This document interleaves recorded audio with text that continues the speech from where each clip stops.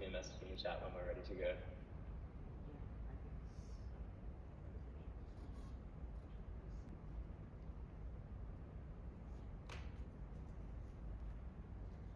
Perfect.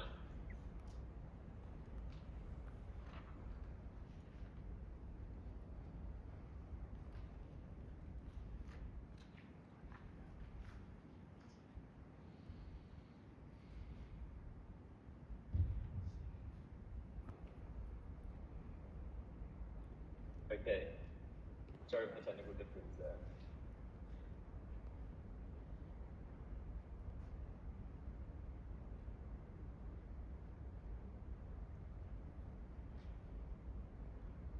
Yes, Okay. good to. Think about. Yeah, good to. Already? Yeah, perfect. Think about your morning routine today. Really picture it.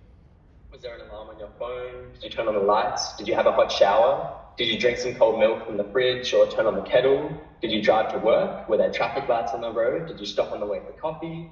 Did you pay for that using the FBOS terminal? All of this is powered by electricity. Even that chair that you're sitting in right now has electricity embedded within it. The materials, the manufacturing, the transfer. Energy is the enabler of almost everything we do in our modern lives. So today we'll be looking at energy, specifically our South Australian electricity market. South Australia is a unique global case study when it comes to electricity. As you can see from the graphs, in the last 2 decades, we've moved from a fossil fuel dominant energy mix with mostly coal and gas in 2005 to a renewable mix with wind turbines and solar panels supplying the majority of our annual generation. More than that, South Australia has ambitions to reach 100% net renewables by 2027, although with this transition comes many trade-offs. We'd like to think of an energy system today like a three-legged stool. Each leg of this stool is a pillar of the energy trilemma. One is the sustainability, one is security, and one is affordability. If one of these legs is weak, the whole stool will wobble. If we shorten one leg to lengthen another, we change how the stool is stable and how the system feels. Our dashboard shows the South Australia's transition as represented by that stool. First, let's look at the sustainability pillar. This leg of the stool is all around environmental sustainability. The energy sector is very important in cutting global carbon dioxide emissions, which is particularly important to combat climate change. As you can see by the left graph, our South Australian electricity market has shown a massive trend increasing in the monthly renewable energy. In this process, we've dropped our emissions by 75% from the 2005 levels. However, wind and solar are considered variable renewable energies. So the right box plot there shows this variability, meaning that throughout different months of the year, we have different proportions of renewable generation. Overall, the environmental sustainability leg of the stool is very strong, but when we focus on building a stronger sustainability leg, the question becomes, how do we keep the other two pillars steady? So the second pillar in the energy trilemma is the security pillar, and it's about making sure that energy is available at all times, even when the wind and solar output is low. So we use residual energy as a simple measure to show how much electricity must be provided to make up for the energy which is undersupplied by renewable energy. So by the monthly residual chart on the right, you can see that renewable energy has generally increased over the years. However, it's very volatile with many months with a higher supply of renewable energy, with all winter months having less. This shows a high security risk in a high VRE system, and this is emphasized by the diurnal profile on the left. And as you can see by this chart, generally in the middle of the day when people are at work and when the sun is up, there's a low demand and a high supply of renewable energy. However, the demand peaks when people come back from work or before they go to work, and but then the sun is down, so the renewable supply is lower, and that requires for other sources and firm capacitors to make up for the energy. But however, currently renewable energy is subsidized and prioritized into the grid, so conventional generators like coal or gas run for fewer hours and also face crowding out pressures, but they're still essential to respond quickly during tight supply hours, and this highlights the core challenge in the security in the transition to ensure that there's enough firm capacitors to manage outages and periods where there's undersupply of renewable energy. So there have been many cases in recent years of this shortage of renewable energy. Just this year, between January and March of 2025, there have been 7 scenarios of this, which led to critical days where created by supply shortfalls, which is when supply cannot meet demand and the market has capped the prices. Additionally, many core factors also play in the security role, such as voltage controls across the grid. Renewable supply generally cannot play this role, so other sources such as coal, oil, or gas needs to play this. And so currently in South Australia, the security pillar is the second priority, as many of the industries rely on 24/7 electricity, such as the aluminium smelting industry. Also, in many personal scenarios, people want to have constant energy, such as people on life support.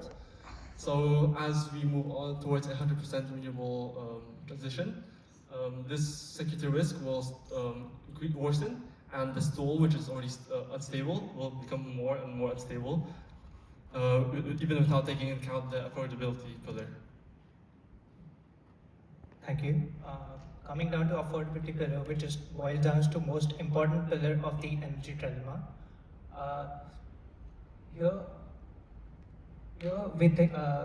I would like to answer 2 main questions, which specifically addresses consumers like us. First question being what exactly is the price of the electricity? Second question being how stable these prices are. Currently, we are using data from National Electricity Market from South Australia, which is available in Open Electricity platform, and we are paying prices not directly. These prices are wholesale prices, and we are paying prices through retail contracts available. So these prices are dictated how the volatility in the wholesale prices happen. Like if there is a higher wholesale volatility, which boils down to higher risk for the retailers to provide electricity for us. If there is higher risk for the retailers, they'll try to hedge these risks and cap the prices. And these cap prices leads to higher consumer overall prices.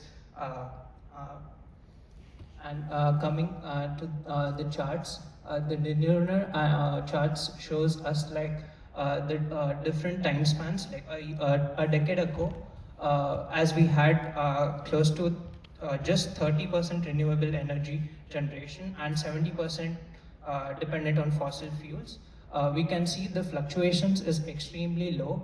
All the curves are extremely flat, and the spikes are not that extreme. Currently now, around 2023 to 2025, we are around 75% renewable energy and 35% fossil fuels. We can see that there is a lot of fluctuation in the prices of the electricity over the days. It's basic economics says that like in the middle of the day, the supply is extremely high, but there is not much of demand. Therefore, we can see the negative dip, and this dip is also known as duck curve in the energy domain.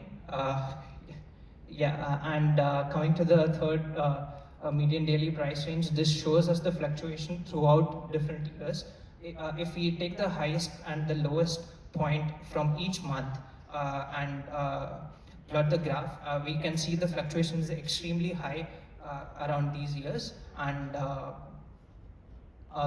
recently, there was a national energy share scheme which was announced in November 2025, which to deal with all of these volatility, the government proposed that electricity should be provided for free of cost during certain periods of the day, like midday. But this leads to a lot of problems because it can be free during midday, but it doesn't mean that it is extremely easy for us. which boils down to the same question. If there is no cost of electricity in the mid of the day, which will leads to extremely high prices in the evenings.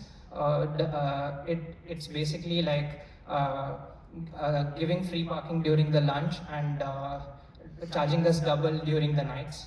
Over to Zach.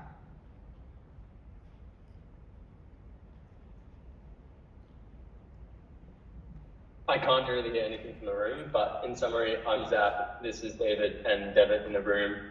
We're three Masters of AI students, and today we've used data to describe a three-legged stool. Just joking, we used this to describe the SA electricity market. The point of our dashboard was not to take sides in a politicized debate, but to democratize knowledge. And to finalize, we'd like to leave you with one key question, which is which leg of the stool would you prioritize? Sustainability, affordability, or security? And what trade-offs are you willing to accept in doing so? Thank you.